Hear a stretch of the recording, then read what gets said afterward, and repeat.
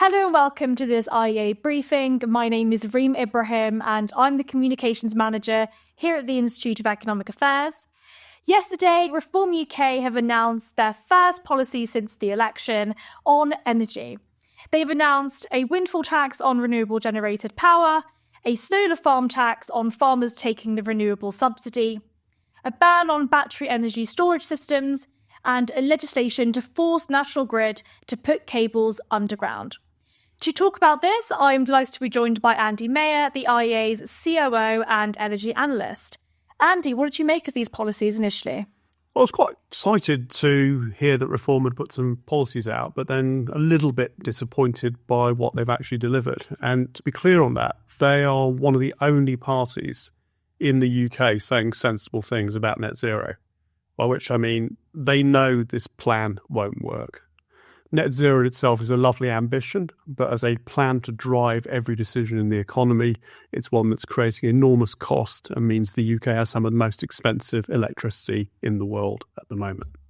So they were saying sensible things like, we're going to repeal the Climate Act and potentially all of the subsidiary legislation that has followed the Climate Act that's trying to make everything about climate, when really what we should be ruthlessly focused on at the moment is prosperity and growth. So the policy they've been headlining on for this is the windfall tax. Now, this is a bit odd because there's already a windfall tax, not just on renewables, but on the North Sea and also on electricity generators. It's called the Electricity Generator Levy.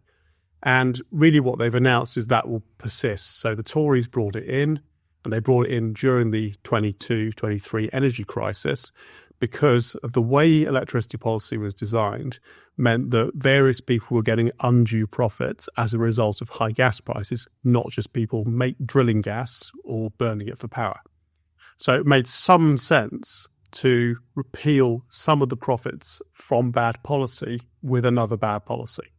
And for those of us who don't like windfall taxes, the classic example of this in history is Margaret Thatcher, 1981, brought in a windfall tax on banks that was based on the undue profits they had made due to bad government policy on very high interest rates.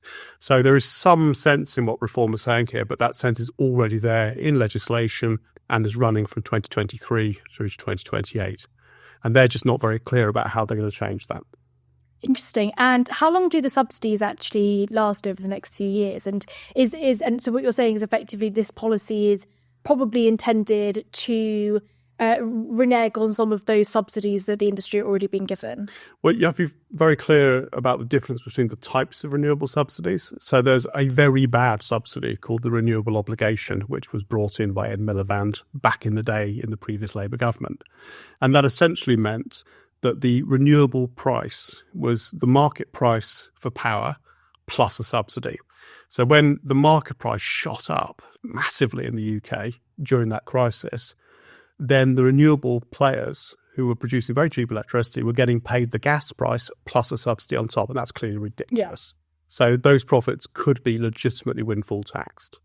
The other system that came in halfway through the Conservative administrations and the Liberal Democrat coalition was the contract for difference scheme. And this says there's a price of electricity, such as the one that's set for the level of the windfall tax, it's £75 per megawatt hour. And if you were above that strike price, you would have to pay back some money. And if you're below it, you get a subsidy. And mostly the renewable players have got subsidies because their CFD prices are very high. And it's less clear that a windfall tax there is just. And the reason that they've gone for a windfall tax on that rather than saying we're just going to level down all of your strike prices is because these are private commercial contracts. So the Conservatives are very clever about creating investor confidence by saying this is something that a future government can't touch. So the thinking behind what Reform are trying to do here is to claw back some unjustified subsidies, but without the detail behind it, what they may end up doing is simply destroying investor confidence in exactly the same way that the Tories and Labour Party have destroyed investor confidence in the North Sea with bad policy. So we'll have to see. That's really interesting, Andy. And just very quickly on that first policy that was announced, do you think that the best approach then should be to wait until those contracts run out, or do you think that a windfall tax is justified wholly? Well, I think Elon Musk would differ here from most British thinkers and politicians. And what they're doing in America at the moment is they're just smashing everything up. So we don't care what previous governments have agreed. This is now the way we're going to do things, and you've lost everything. The reason most governments don't do that is because it undermines confidence in the rule of law.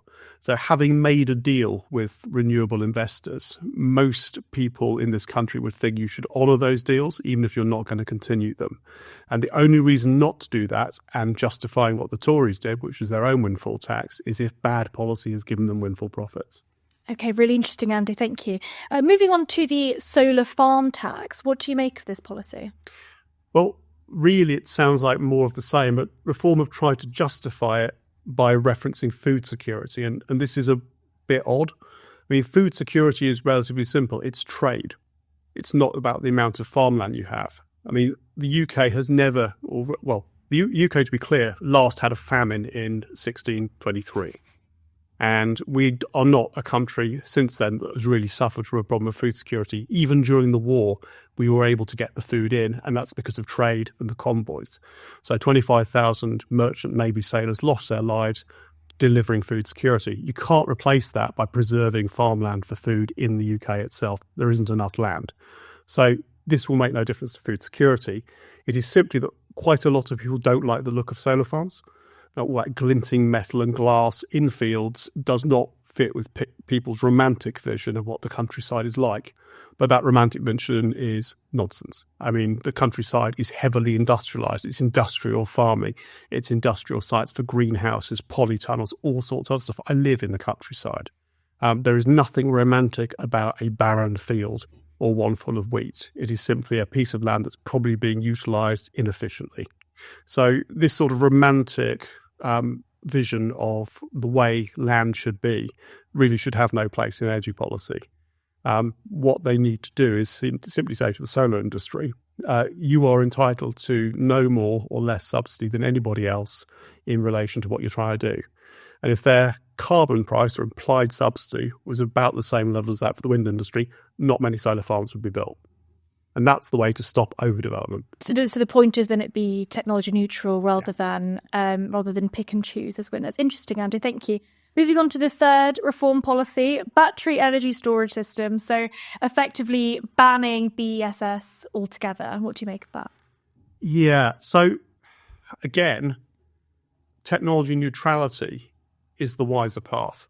There is nothing inherently unsafe about battery storage. There's already a home battery storage market in the UK with its own regulations, and there is a growing industrial industry of people experimenting with ways of providing backup to renewable power sites. So Reform are simply wrong to say this is unregulated. There are existing industrial fire regulations, health and safety regulations that govern the way people do this stuff. And there is a risk. So some battery storage sites do catch fire, and those fires do spew horrible things into the atmosphere. But that is an industrial risk. You have no field of human activity that has zero risk. So what you need is an environment in which those regulatory standards are applied fairly across industries, not bespoke regulations for every single industry, let alone every single energy industry by technology. In making that proposal, Reform are repeating exactly the same error that the left and the NIMBYs proposed with fracking. So fracking is not risk-free, but it is not inherently unsafe either. And yet it had special regulations for the vibrations in the ground and water pollution that didn't apply anywhere else. So while you could drive a heavy truck down the street causing the ground to shake, you couldn't frack a mile and a half underground producing less vibration because the standards were different. So Reform here are repeating the same errors that the Tories made in government, and they should be looking much more closely at minimal regulation that does apply safety standards, but safety standards that are applied equally without regard to the underlying technology. Thank you, Andy. That's really interesting. And what do you make of the fourth policy that Reform have announced? So legislating to force the national grid to put cables underground.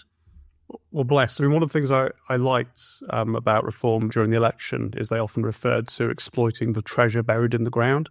And now they've come up with a policy that literally involves burying treasure in the ground in order to remove cables from our visual experience of the countryside, which is an extremely expensive thing to do. So to give you context on this, a study from 2012 suggested that for overhead pylons, it was about £2 million per kilometre of overhead line. The cost of burying those same transmission lines, which, to be clear, are the big, really heavy lines that you need to get electricity around the country, was about 12 to 20 million, so 6 to 10 times more.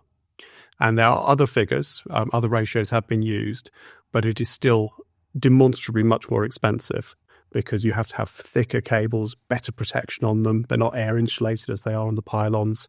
And this is not something that we do unless it's absolutely essential. So you're saying it could increase the cost of these particular cables and installing them by almost, up to 10 times more expensive? That is one figure, yeah. And I'm sure it wouldn't be all cables would be 10 times more expensive, but even twice as expensive is too much. So to put this in context, let's imagine that this policy meant that you had to bury all 4,500 miles of overhead lines that currently exist in just the transmission grid. So £20 million per kilometre, so that's 7,200 kilometres, about £140 billion to bury everything, which in current prices is about 200 billion, which would buy you about 100 small modular reactors. So everything in energy is about trade-off and choices. So you can either, with scarce resources or money on bills, spend it making the electricity grid more aesthetically appealing for no other benefit. Or you could have abundant, secure supply of energy through a revitalised nuclear industry. Now, I'm not suggesting either of those are particularly good free market solutions, but to simply assert that we're going to bury everything is not a sensible policy. We can't afford to. Really interesting, Andy. Thank you. And I suppose, to be fair to Reform, they're not saying that they are not going to invest in small nuclear reactors. They have actually been relatively supportive of nuclear energy as a solution to increasing the supply of energy as a whole. What do you think would be a better climate solution? Well, a better climate solution. Better energy solution. Better energy solution would simply be to let the energy market work. If we need to have some signal in there for decarbonisation, it should be some kind of consistent competitive carbon price, i.e. low relative to our international competition. And if we want to get the best technology here, we need to deregulate. So one good thing the current government have done is to try and remove some of the barriers to nuclear energy. But there's an awfully long way to go. And what I'd like to hear more of from all of the parties that think of themselves as free market is how they're going to get the government out of the way, not invent new obstructions for industry they don't happen to like. Thank you very, very much, Andy, for your analysis of Reform's energy policies. And thank you to all of you for watching and listening. If you are interested in learning more about the Institute of Economic Affairs work, then please do check out insider.iea.org.uk.